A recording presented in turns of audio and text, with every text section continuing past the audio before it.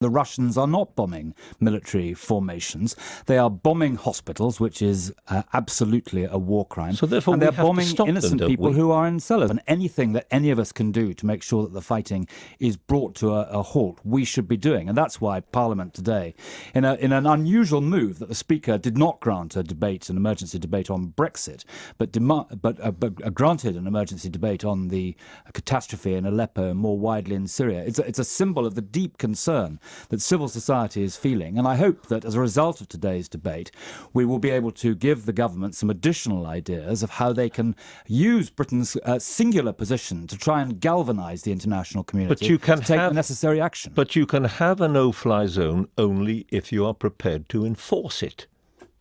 That is correct. And we have discussed on this programme before how you would do that. You would certainly use NATO aircraft to enforce it. And we would then perhaps we would challenge Russian aircraft. That is tantamount to declaring war. It's not a declaration of war against Russia, but it is an absolute declaration that we will seek to protect the innocent victims of these war crimes. You shoot down a Russian aeroplane, what do they do? Well, already the Turks warned Russia that if they flew into Russian airspace, they would shoot down their aeroplane. That is what happened. Russia no longer flies over Turkey.